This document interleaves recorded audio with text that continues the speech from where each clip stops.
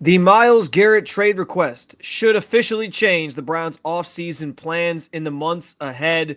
Boy, oh boy, what a day. We'll talk about it coming up next on the Locked On Browns podcast.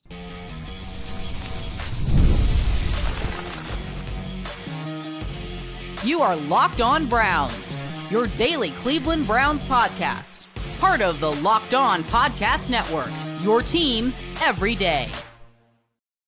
What's up, Dog Pound? I'm Spencer German, your host of the Locked On Browns podcast. I'm proudly covering your Cleveland Browns each and every single day here in the land and on the road. Myles Garrett has officially requested a trade via a statement that he put out through the NFL Network. I will tell you why the Browns' offseason plans should now officially change because of it. Also, since the team returned in 99, this very much feels like it's rock bottom for this organization. We'll talk about that and what the Browns' past in handling a very important trade request can tell us maybe about their future and handling something similar with Myles Garrett here right now. I do want to thank you for being an everydayer with the Locked On Browns podcast and making us your first listen every single day. Today's episode is brought to you by our friends at LinkedIn. LinkedIn Jobs helps you find qualified candidates you want to talk to faster. Post your job for free at linkedin.com/LockedOnNFL. Terms and conditions may apply. Myles Garrett has officially requested a trade. I will read you briefly here the statement that he put out through the NFL Network. It says, quote, "As a kid dreaming of the NFL, all I focused on was the ultimate goal of winning a Super Bowl. And that goal fuels me today more than ever. My love for the community of Northeast Ohio and the incredible fan base of the Cleveland Browns has made this one of the toughest decisions of my life. These past 8 years have shaped me into the man that I am today. While I've loved calling the city my home, my desire to win and compete on the biggest stages won't allow me to be complacent. The goal is never to go from Cleveland to Canton." Which keep that line specifically in mind because we will draw back to that here momentarily. It's an important one. "It has always been to compete and win a Super Bowl. With that in mind, I have requested a trade from the Cleveland Browns." Signed, Myles Garrett. And this was some bombshell news that I don't. Here's the thing. It's surprising, but it's also not surprising. It's surprising in that. And this is my perspective on it, and maybe you feel differently. But from my perspective, like these comments first came up late in the season. It was week 16, leading into the Bengals game. He was asked about his future, and he did leave the door open for the first time at that point on a potential opportunity to go elsewhere. He made it a possibility that he would not finish his career with the Cleveland Browns, which was it was shocking to all of us on that day because nobody saw that coming. Nobody expected that. And at the time, it could be written off as different things. Like maybe he's making a play for a contract extension, which we know he's going in. He's now not the highest paid defensive player anymore. He probably wants to be going to the last couple of years of his current deal. That all makes sense. It adds up. I kind of lean that way. Like it felt like, okay, he's saying this because he's the only person in the organization that can, and he does want to hold the organization's feet to the fire a little bit here. But when push comes to shove, Myles Garrett is not leaving this team. Like that was never a question in my mind, dating back to that moment and him saying those things. And he did say like he wanted to hear the plan from the team and what they want to do going forward. Now, after those conversations, he has given indications that he feels like the team isn't as far off as maybe some on the outside think it was. He literally said that in one of the last episodes of the in-season Hard Knocks. That I think the line was something along in the wording of, we're not as far off as it might seem to people. And so like, that was all to me telling that like, okay, they had conversations. They must have gone pretty well. They laid out their plan for the future to Myles and said, here's what we're going to do. And we're going to stay competitive. We're not blowing this thing up. And clearly something changed, or he just maybe didn't buy it from the start and he was just saying that for the cameras on Hard Knocks. Who knows? But something changed.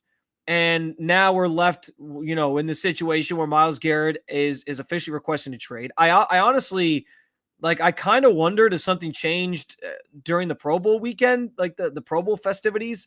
Was he having conversations with potential other teammates that he could be teaming up with? Did he, did people make fun of him for the 3-14 season? The fact that he's rotting away on a bad team this past year? I don't know. Sometimes those relationships and those conversations do come into play for guys who see greener pastures elsewhere and they decide, hey, I want to go chase championships and team up with some of these other guys. I think that's more prevalent in sports than ever before. I'm not going to sit here and say that's the sole reason, but it did kind of make me speculate or wonder if that had anything to do with it.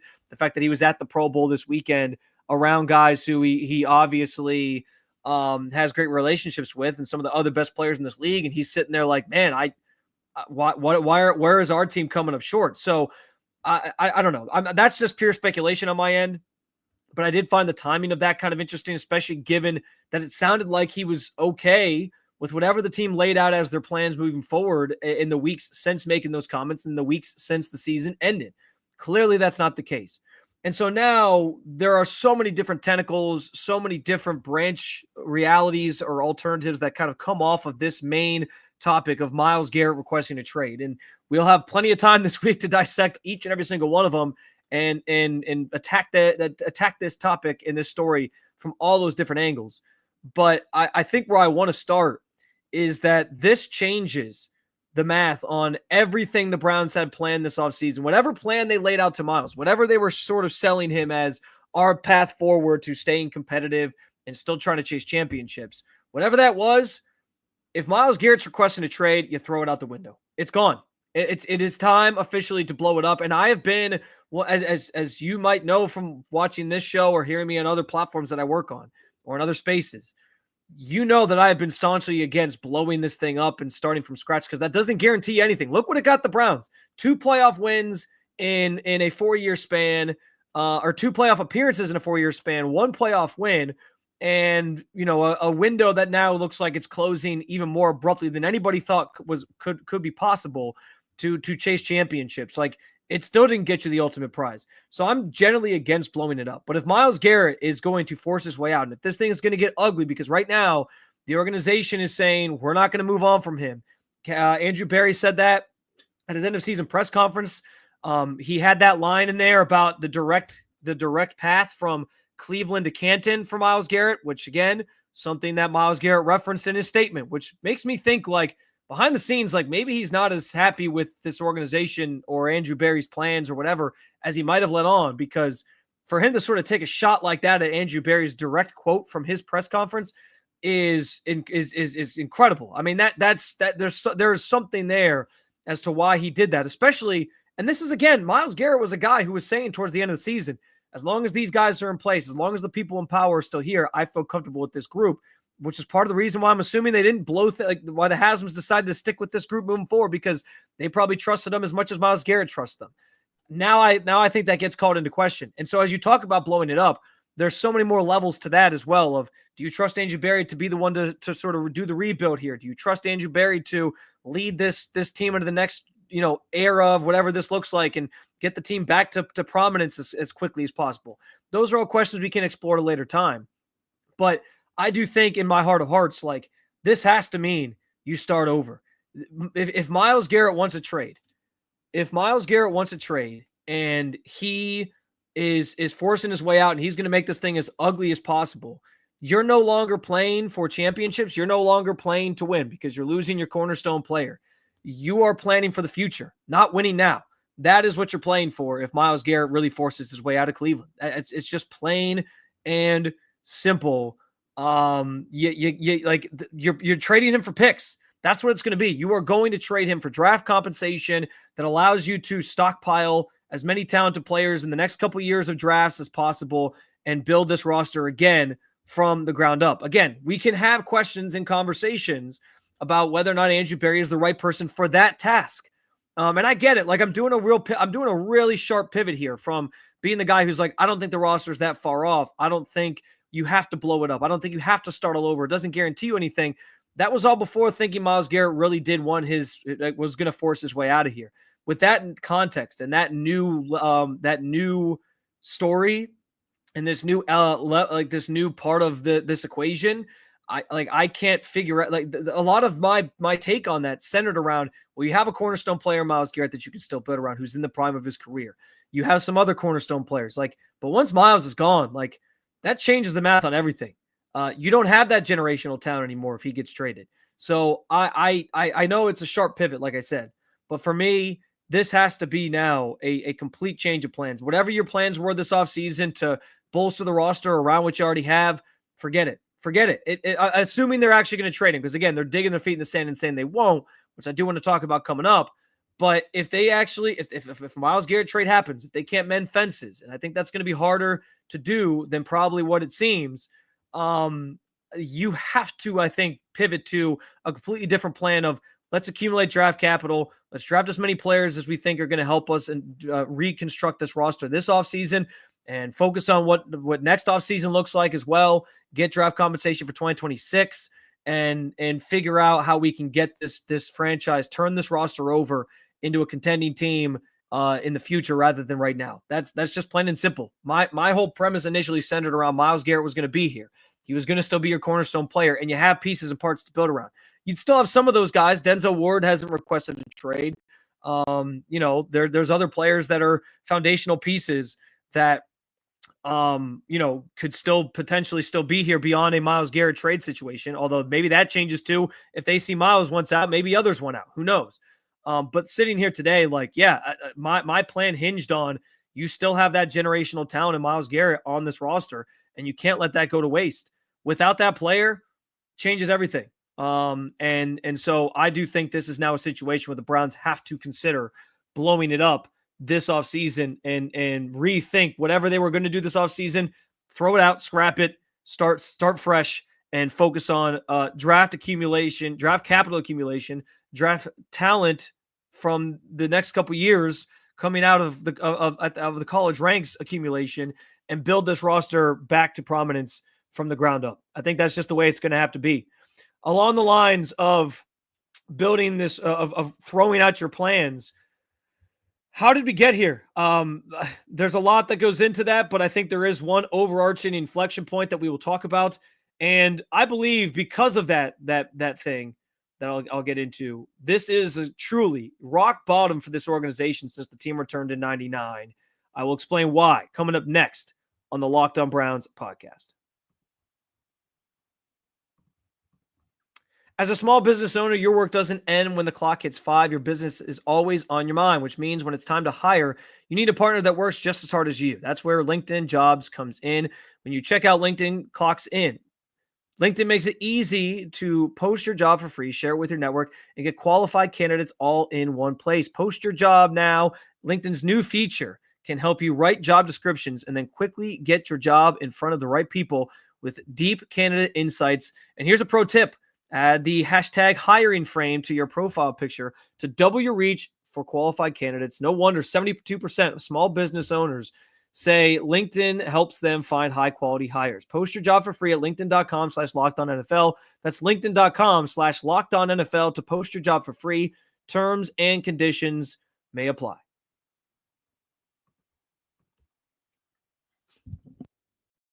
So as we look back on how we got here, yes, there's obviously the comments from Myles Garrett initially at the end of the season. And yes, there's obviously a 3-14 year thrown in this past season. But how we truly got here can be traced back to the origins of the team's decision to move off of Baker Mayfield and make the trade they did for Deshaun Watson. And listen, I will stand by and admit, I am not going to back down from what my stance has been. I do not blame the organization for deciding Baker Mayfield wasn't going to be their guy of the future. I do not blame them for trying to upgrade that position. I never have, and I never will. The problem wasn't in the thinking of we need to upgrade this position. The problem, they didn't want to pay Baker. We now know so much that went on behind the scenes, and there was a tenuous relationship there between him and the organization after he threw Kevin Stefanski under the bus. He didn't get along with all of his teammates either, Myles Garrett being one of them.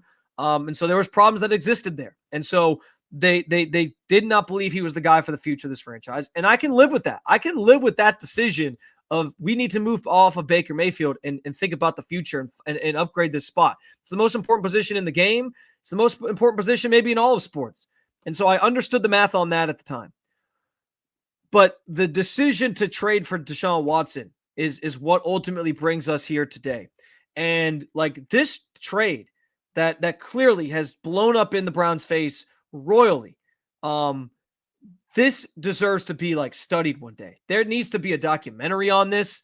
There needs to be discussions on like malpractice of sports organizations to make a move like this. And we know, like, the Browns have never been shy about bringing in people that are problem children, whether it's a player they're drafting who's had some, issues with the law during their college days, or different, maybe they got in trouble with their team and they got suspended for a game, or they got in trouble from their coach, whatever the issues might be. They've never been shy about doing that.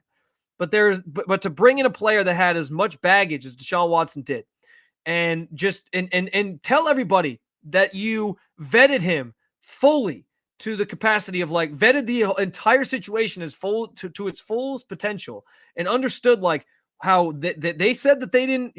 I truly believe, and this is kind of what I've heard as well, that the organization did not think he was getting an 11-game suspension that first year. I think they thought it was going to be like 4 games. And so that's part of the reason why they made this trade. Then it became 11, and it was like, well, you just wasted the whole first year with Deshaun Watson anyway. And so, like, they clearly didn't vet the situation enough from a standpoint of, like, what was the punishment going to be? How much was he actually guilty of these things? In the eyes of the NFL, because they're the ones that ultimately did the investigation that concluded he deserved the 11-game suspension for violating the personal conduct policy. I don't think they vetted enough, like, mentally, what roadblocks are going to exist for him as a player. And that's maybe the biggest thing. You can sit there and pull up the 2020 tapes of Deshaun Watson and be like, this guy was a star in the league. He was a top 5 quarterback, sure. But how much did everything he went through off the field, the entire situation, how much was that going to play into his psyche? How much was that going to play into him mentally, or affect him mentally? And how much did him missing a year plus of football, how much was that going to play into his ability to come back and play at that level of being a top 5 quarterback in this league? All those things needed to be thought about on a deeper level, and all those things weren't. And so the Browns end up being left here holding the bag of the Deshaun Watson fallout. And they now have the next level of this is Myles Garrett now requesting a trade. He now wants out, and in the entire thing that you tried to create, this window of opportunity to chase championships, completely went up in flames faster and more embarrassingly than anybody could have ever fathomed when they made this deal in the first. Maybe that's not true. Maybe when they made this deal, people thought this was how it was going to end anyway. But I mean, just it's incredible. I can't. It makes sense how we got here, but to look back at the origins of this trade and the move that they made, and realize, like, this is going to set the organization back for maybe a decade. Like, who knows how long it's going to take for them to bounce back from this? They did 1-31, and I get that wasn't this regime. It was a different group. There was even a different group in the middle of that regime and this regime that largely put these foundational pieces in place within the organization. The John Dorsey era, where you got, like, your Nick Chubbs, and you got some of these other great players, your Denzel Wards, your some of the other players that are on this roster, the cornerstone players, were John Dorsey picks that obviously, Andrew Berry went and paid and kept for a longer period of time. But, like, to retrace your steps on all this and realize, like, you lived through 1-31 as a fan, to get to a team that finally had some relevance and was finally making to the playoffs and finally being competitive, and then to make the trade for Deshaun Watson, and it all just, like, halts everything. It's unreal.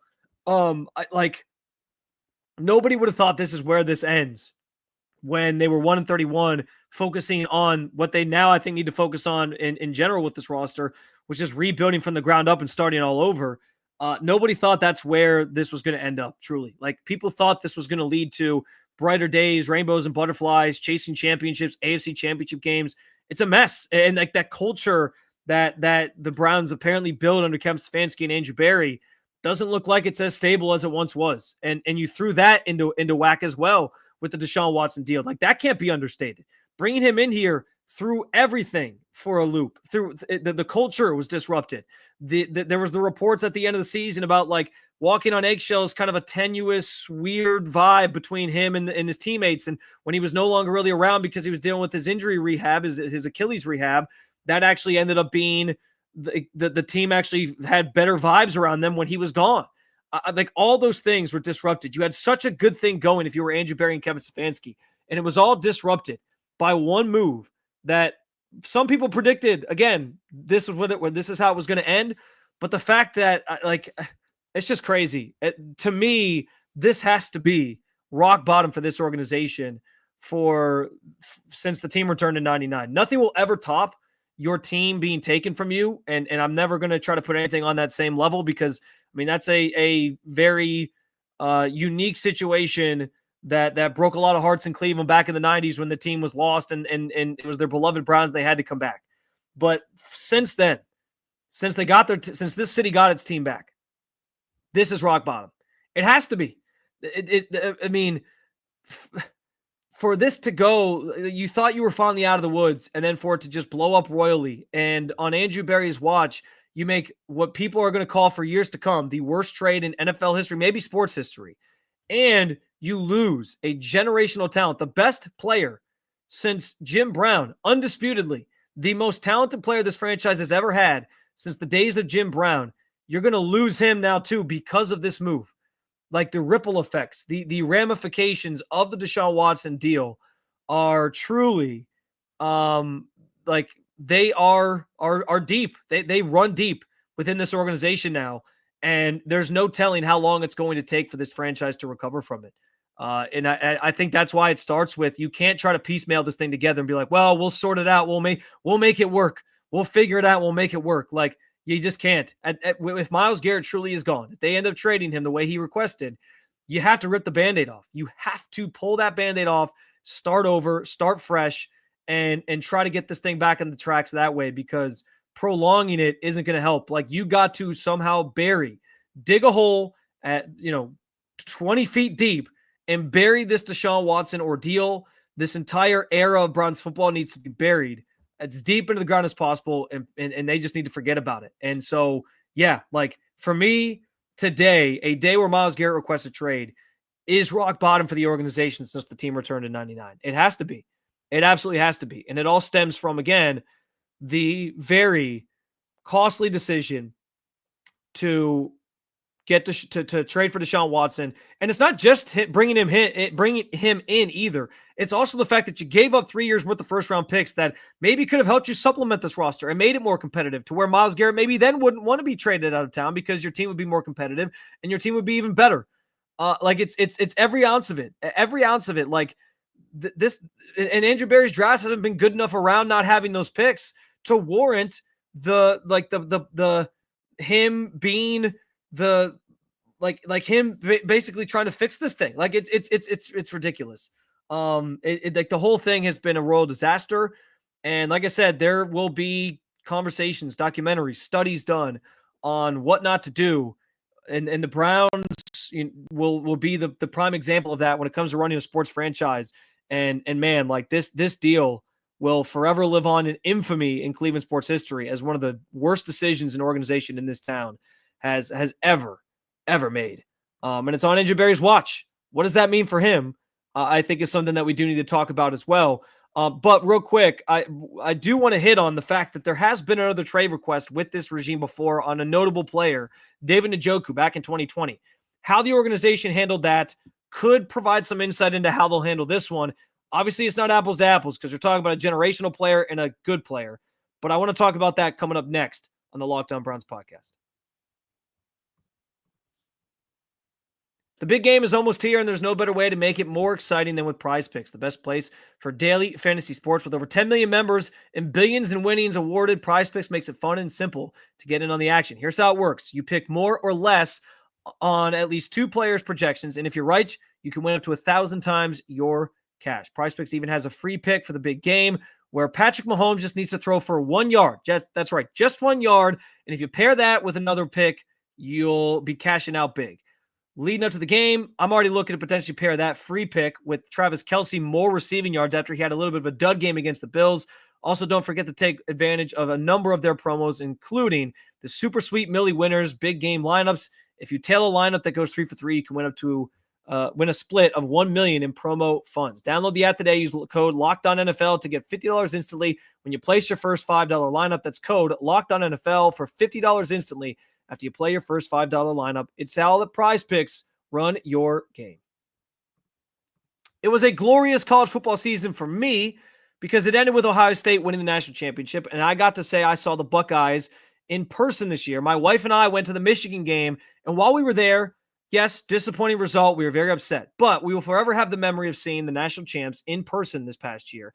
And that's all thanks to Gametime. I'll tell you, my ticket buying experience went so smoothly with Gametime that now it's become my go-to app for buying tickets. Plus, they have new features called the Gametime Picks, which make it much easier to get tickets to your favorite events by allowing you to filter out the fluff. Essentially, it shows you how the incredible deals on great seats, so you don't have to waste time searching through thousands and thousands of tickets. Take the guesswork out of buying tickets with Gametime.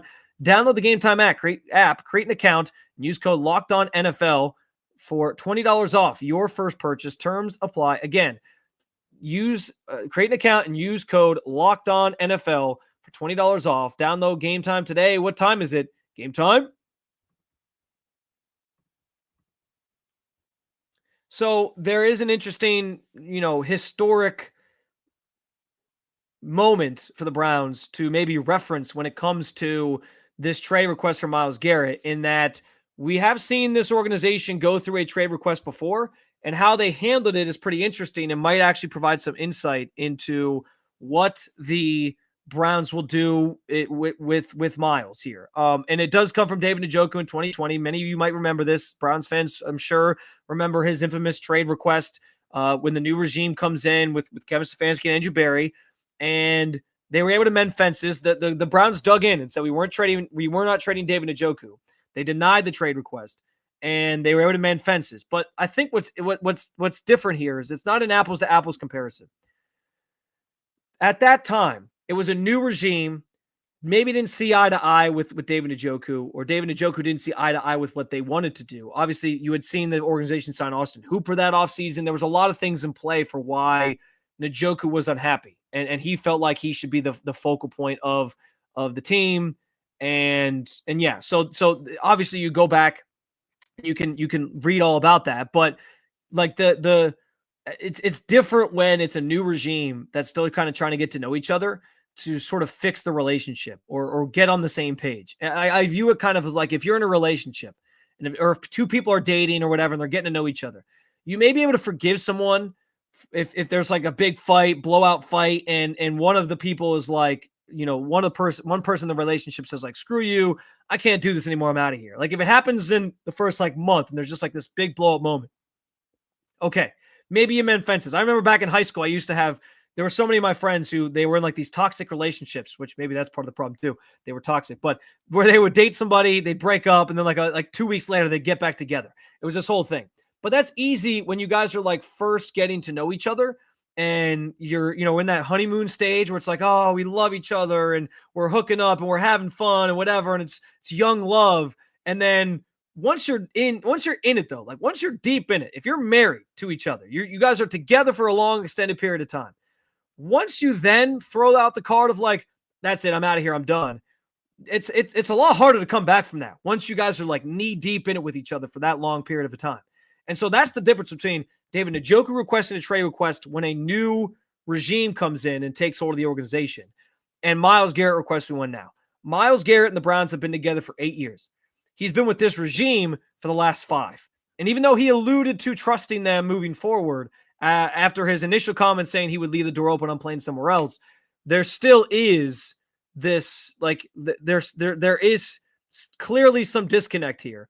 And him now going public with a note that says, hey, I'm out of here. I want a trade request. I'm done.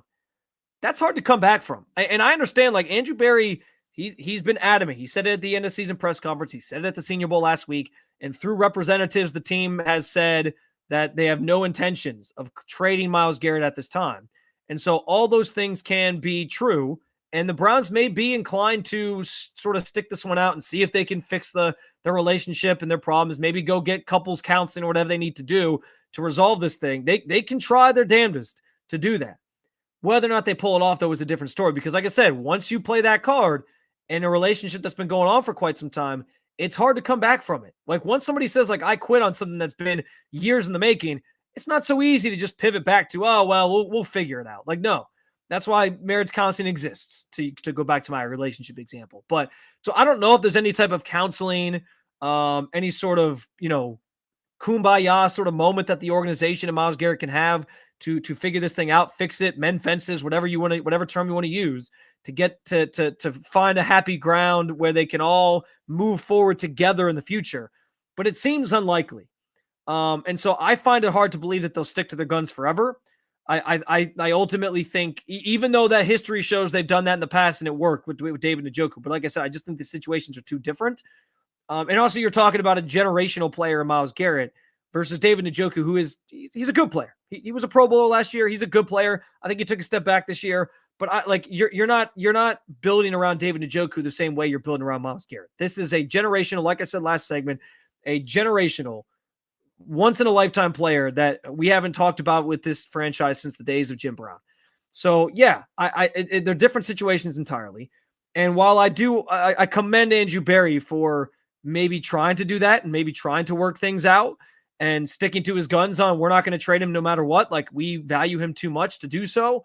These things always have a way of sorting themselves out. And the way it gets sorted out is usually via the trade actually happening. What that means from my perspective is that I do think this is a ploy to drive up the price.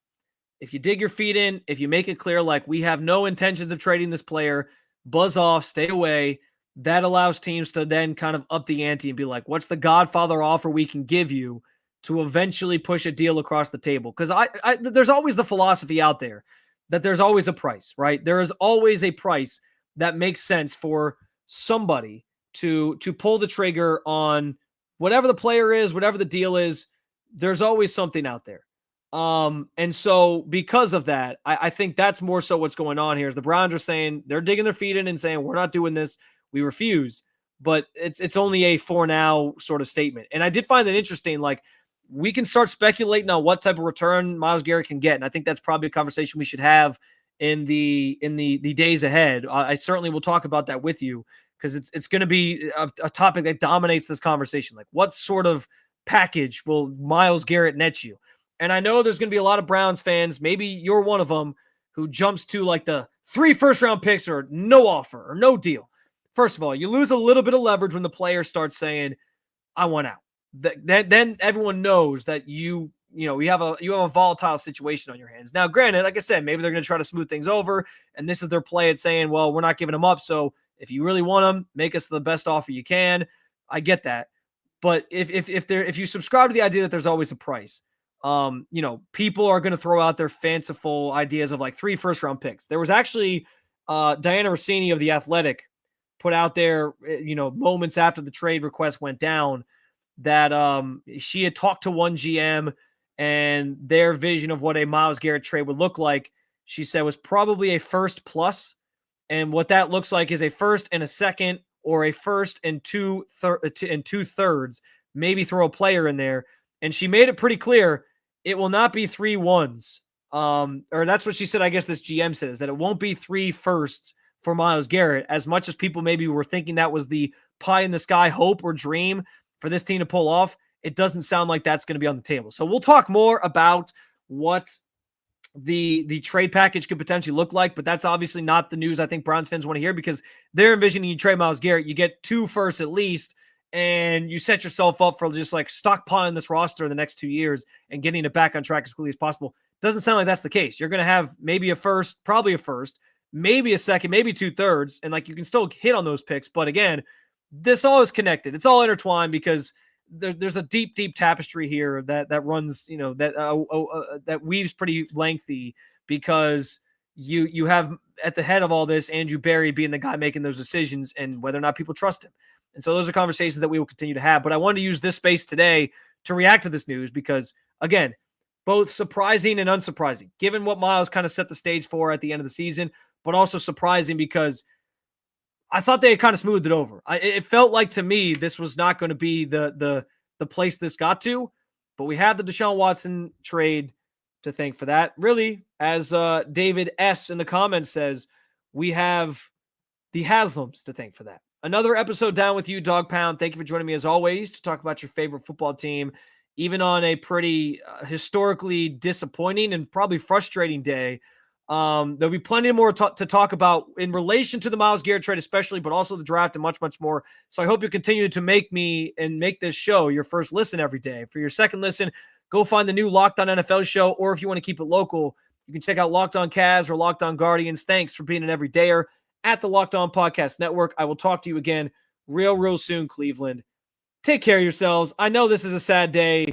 Don't let it affect you too much emotionally, but I'm guarantee we'll be back having more conversations like this, and I'll help you through it. I will be, as we talked about relationships and couples therapy, I will be your therapy, Browns fans, and I hope you join me in the future. But until then, Cleveland, peace.